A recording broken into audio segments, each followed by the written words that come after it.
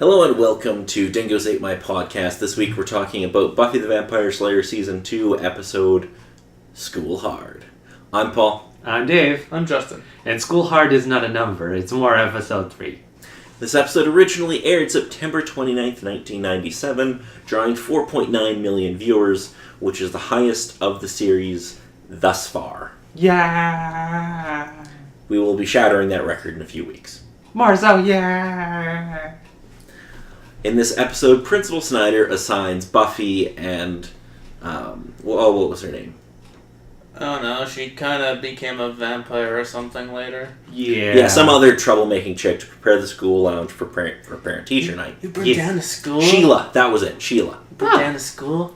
Cool. She's great. A new pair of vampires arrive in town. Spike and Drusilla.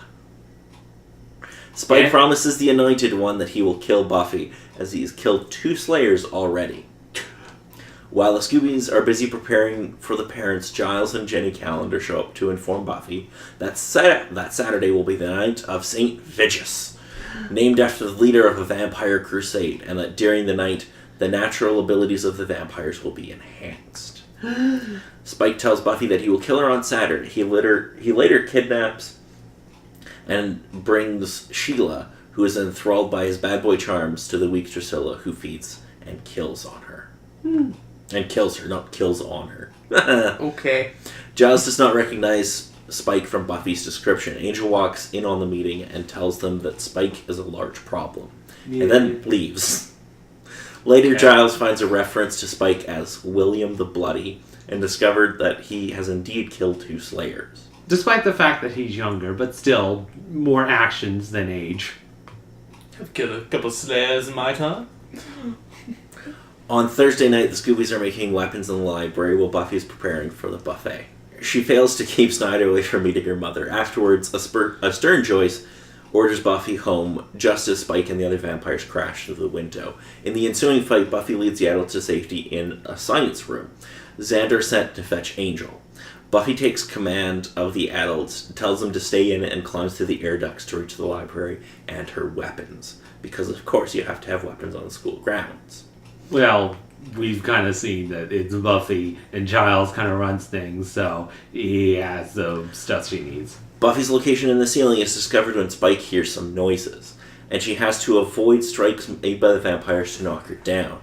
After taking out the vampires trying to break into the science room, she runs into Sheila, who is now a vampire. At first, Buffy doesn't realize this, but she is able to thwart Sheila's attempt to ambush her thanks to Giles. Xander returns to school with Angel, who pretends to be his former evil self and jealous. Though Spike first welcomes Angelus as a long-lost friend, he sees through the ruse, and Xander and Angel are forced to flee. Buffy and Spike finally meet in the hall, and Buffy is saved when her mother shows up and hits Spike over the head with the flat of an axe. Joyce tells Buffy that she trusts Buffy to take care of herself, whatever Snyder may say. Snyder tells the police chief to say that the trouble was caused by a gang on PCP. While the chief wonders if people will believe it, Snyder asks if the chief would rather tell the people the truth. Spike returns to the vampire lair where the Anointed One demands penance for his failure. After starting to go through the motions, Spike simply throws the boy into a cage and pulls him into the sunlight, killing him, and credits roll. Yeah. The Anointed One has been vaporized. And he was so young. Inhalated. Mm-hmm. Yes. Okay, so this episode is fantastic. Just because of the interactions with Spike and all those particular things? Or Spike. Spike's entrance alone.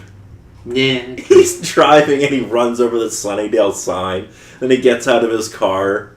It's so perfect.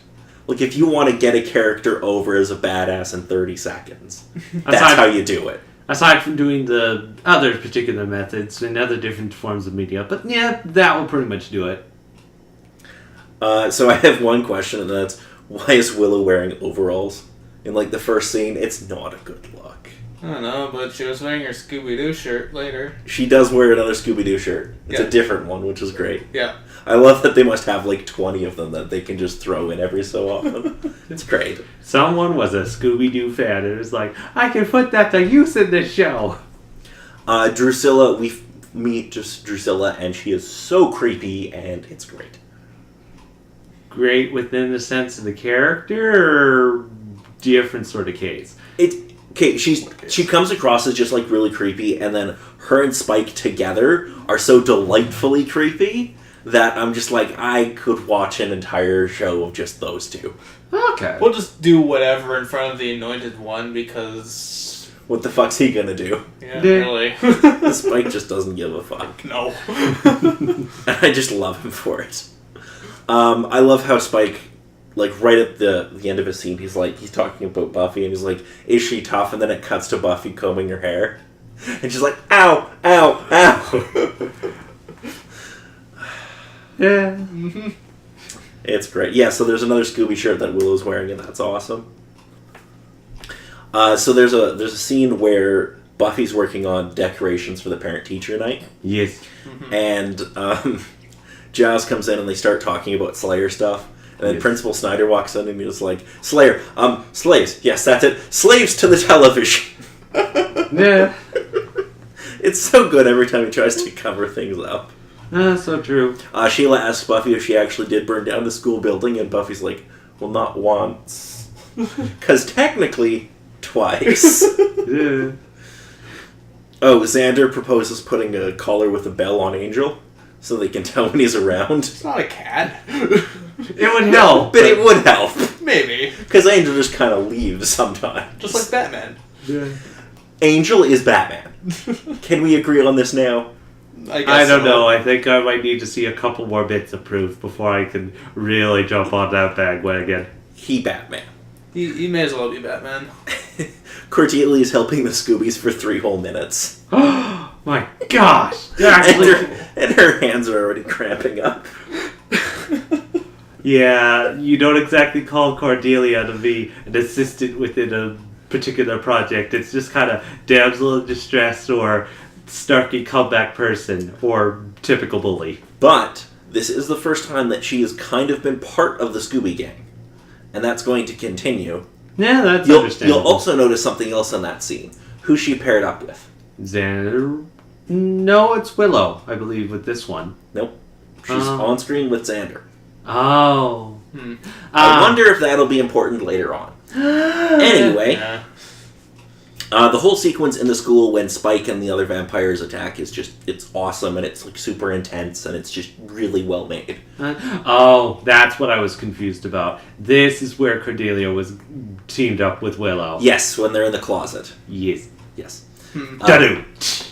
But like just the whole thing in the school, like that, there's probably like 15 minutes of it. Yeah. Like I wish they got to it earlier because that's the best stuff in the episode, arguably. Yeah. But it's just super awesome and really intense, and we get Xander and Willow as a team, or Xander and Angel as a team, and I just love that.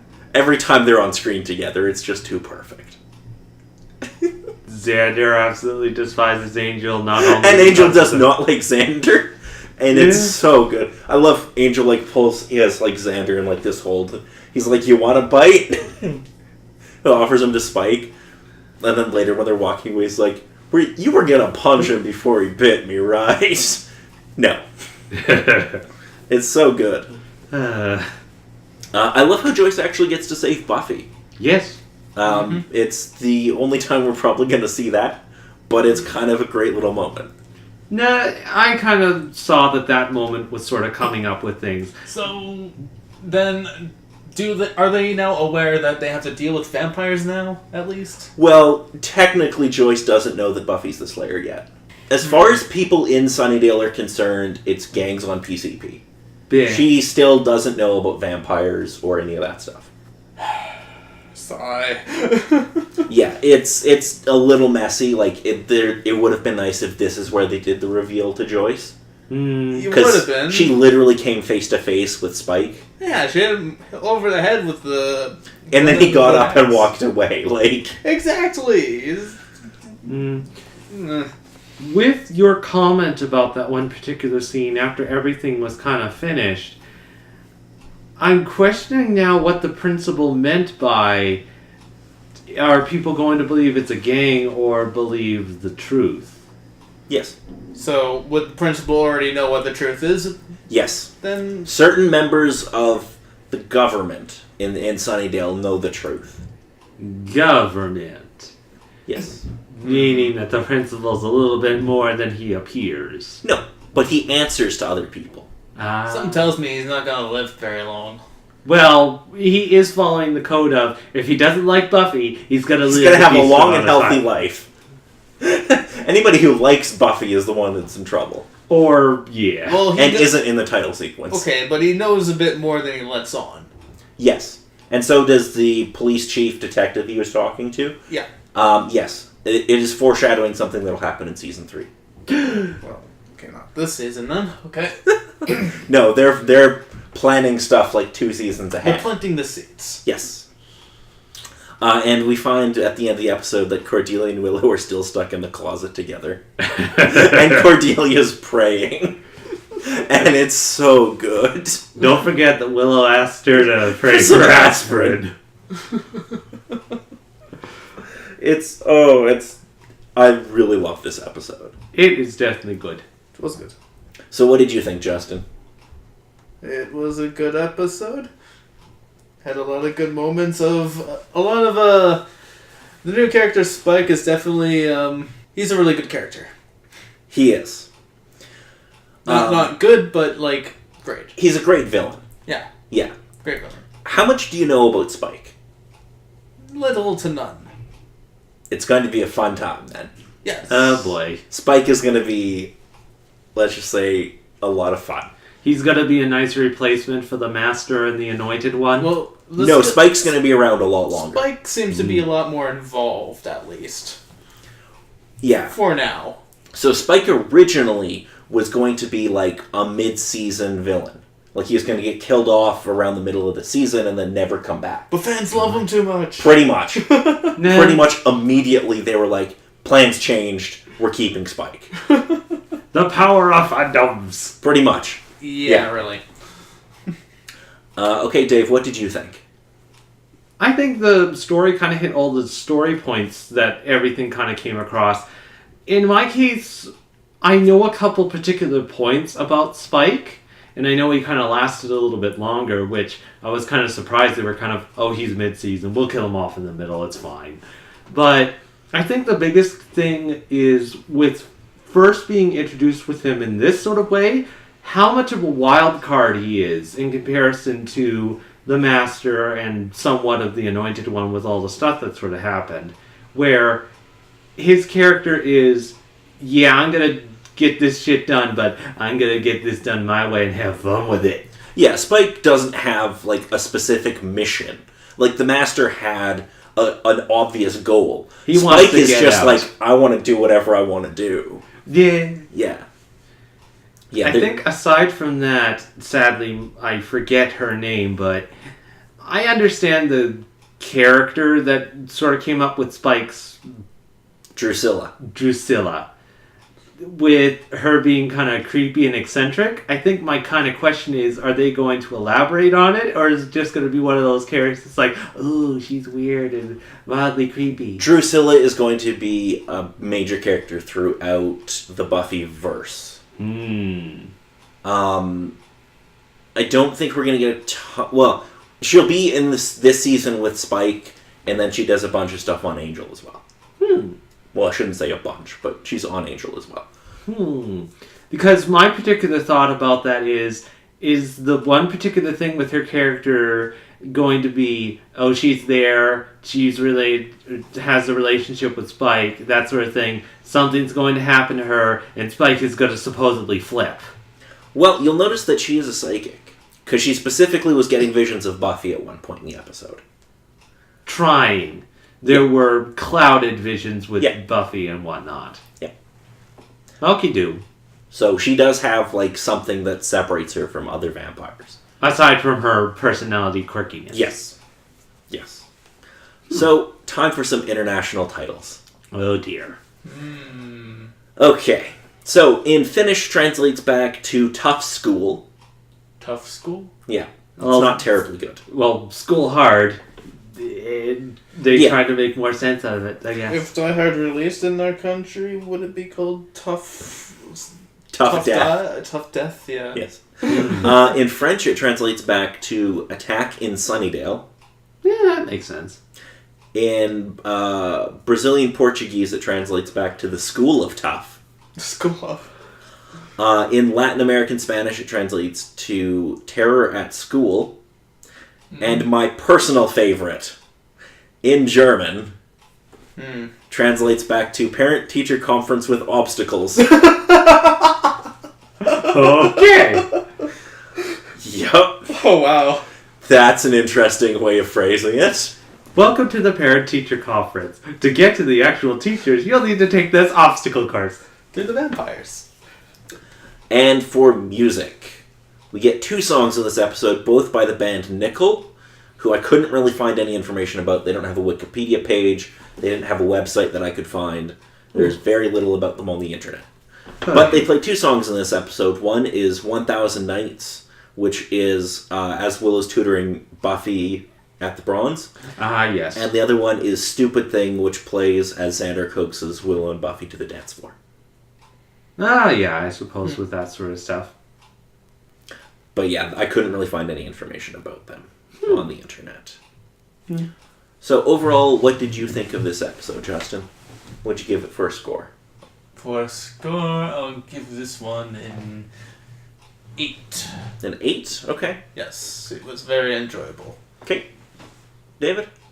No, I think on whole, I might need to go a step higher, saying that along with how popular this episode kind of was, I'd probably have to sit with 9 with how everything was. There's the goal of trying to not be expelled from school again and all the stuff from there, but then just the attack on the school, all the particular stuff from there. No, turned out to be a good episode. Yeah, this is it's a really good episode. I'm probably at around an 8 as well. I quite enjoy this. So, who's your favorite character in this episode? Well, probably Spike. He did show up. He made an entrance. He made quite an entrance. He did. Dave? No, I think as it is, it's going to have to be Spike as well. No, not her. It was Still can't Drusilla? get that. Drusilla. Drusilla. That is her name. I do like the sort of personality to give those weird, quirky type of characters. I think the only other comment I have to make, it's so sad for the Anointed One. Yeah, he dies in a pretty brutal fashion. It's so sad, and he was so young. Thrown into a cage and into the sunlight. Yep. I didn't bother keeping that much count, but despite being through most of season 1, he only made it 3 episodes into season 2. Well, he only came in, middle of season 1. Okay, so even less time than that. So yeah, so sad. He could have had so much potential. Well, the reason they had to kill him off was between filming season 1 and season 2, the actor had a growth spurt. Oh. So you'll notice when they had him on screen, he was almost always sitting. Oh. To hide the fact that he had grown so much. And it So would he got make really sense. tall then. Well, he grew 6 inches or whatever. Oh, jeez. Also, vampire and immortal, Exactly. you don't exactly age, so that's understandable. Okay, so yeah, he had to be killed. Does the actor come back in any sort of sense with Buffy to fill in another character role, or is he kind of finished with the series? I believe he's done. No. I'm not 100% sure he might pop up in season 7, but I don't believe so. Who knows? A lot of people come back for short one-off appearances in season 7. Because reasons. Well, yes, there is a reason. But next week we will be talking about Inca Mummy Girl. Please! Inca Mummy Girl? Inca Mummy Girl. Is that what the title was called? Yes. Oh my god. So, quick description for this episode. A beautiful Incan princess who was buried alive in a tomb 500 years ago is brought back to life and has to suck the life out of others to live. However, things get complicated when she falls in love with Xander. Oh, Xander. Always having those lovely relationships with weird monsters. At least this time it's not a praying mantis. Yeah, at least. Yeah. So until next week, I'm Paul. I'm Dave. I'm Justin.